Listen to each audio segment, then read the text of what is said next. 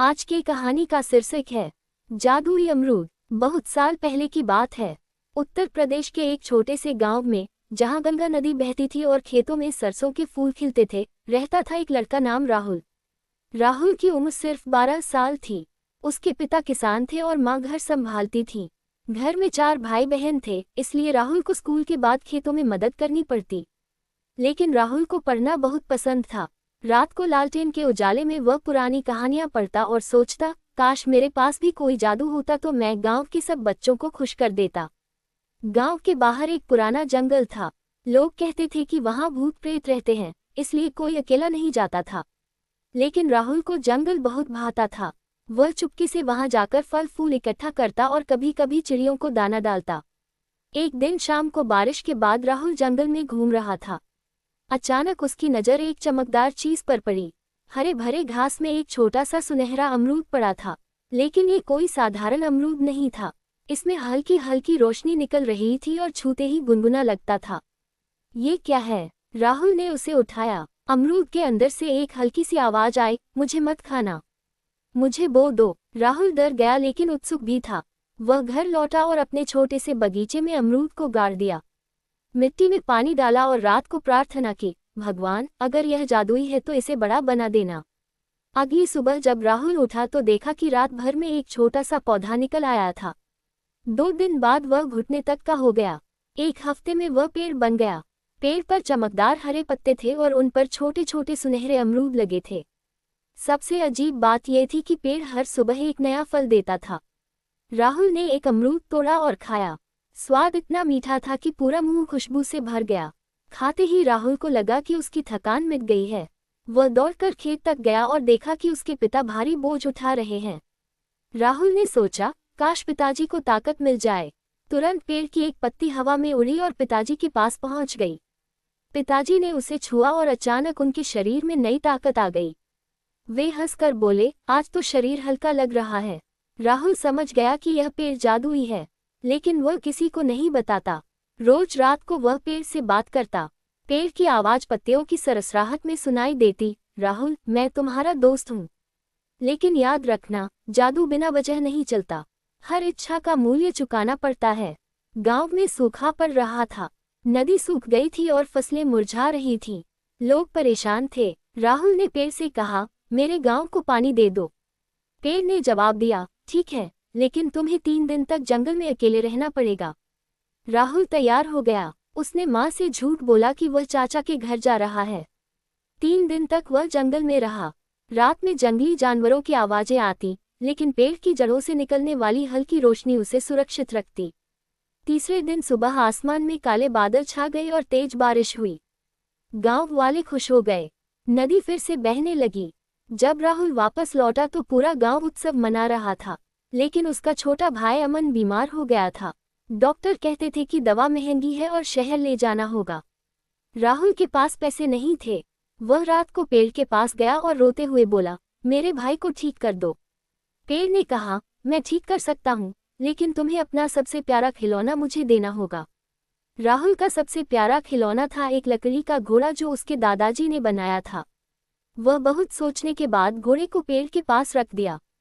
अगली सुबह अमन स्वस्थ हो गया। वह दौड़कर राहुल के गले लग गया। धीरे धीरे पेड़ की खबर गांव में फैलने लगी। एक दिन गांव के लालची साहूकार रामप्रसाद जी पेड़ देखने आए। उन्होंने देखा कि पेड़ पर सोने जैसे फल लगे हैं। उन्होंने राहुल से कहा, ये पेड़ मुझे बेच दो, मैं तुम्हें बहुत पैसे दूंगा। राहुल ने मना कर दिया, यह मेरा दोस्त है, मैं इसे नहीं बेच सकता। रामप्रसाद जी नाराज होकर चले गए। रात को उन्होंने अपने नौकरों को भेजा कि पेड़ को उखाड़ लाएं। नौकर आए, लेकिन जैसे ही उन्होंने कुल्हाड़ी चलाई, पेड़ से सफेद रोशनी निकली और सभी नौकर भाग खड़े हुए। पेड़ ने राहुल को सपने में बताया, लालच वाले लोगों से सावधान रहना।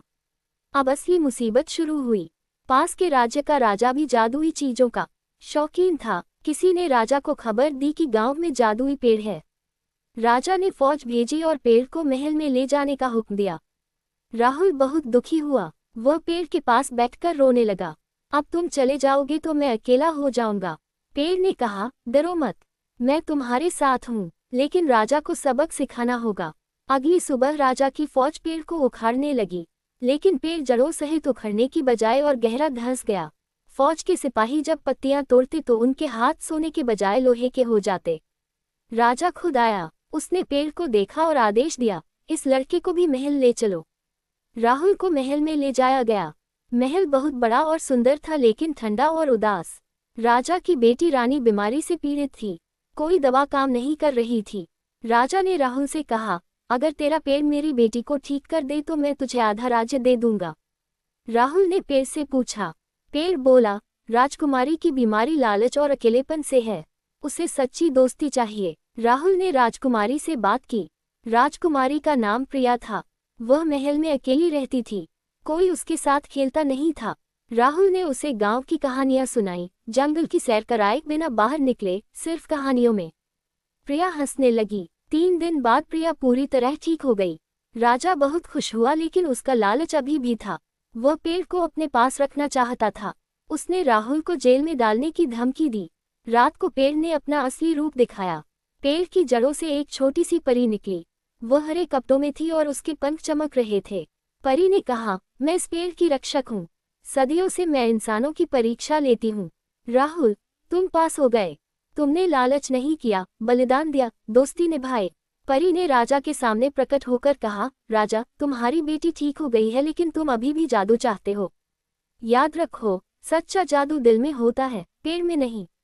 राजा शर्मिंदा हो गया। उसने राहुल को माफी मांगी और कहा, तुम पेड़ लेकर अपने गांव लौट जाओ।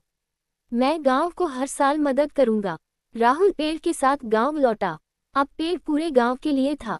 हर बच्चा एक अमरूद खा सकता था जो स्वास्थ्य देता, हर किसान एक पत्ता ले सकता था जो फसल अच्छी करता। लेकिन पेड़ अब इतना बड़ा हो गया था कि उसकी छाया पूरे गांव पर पड़ती थी। राहुल बड़ा होकर शिक्षक बना। वह बच्चों को पढ़ाता और कहता, जादू बाहर नहीं, अंदर है। मेहनत, सच्चाई और दोस्ती से हर इच्छा पूरी हो सकती है।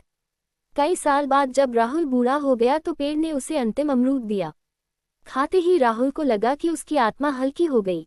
पेड़ धीरे धीरे गायब हो गया, सिर्फ एक सुनहरी जड़ रह गई जो राहुल ने अपने बगीचे में गाड़ दी। उसके पोते पोतियों को आज भी वो कहानी सुनाई जाती है और कहते हैं कि कभी कभी रात में जंगल की तरफ से हल्की रोशनी और मीठी खुशबू आती है। जो सच्चे दिल वाले बच्चे वहां जाते हैं, उन्हें एक छोटा सा चमकदार अमरूद मिल जाता है।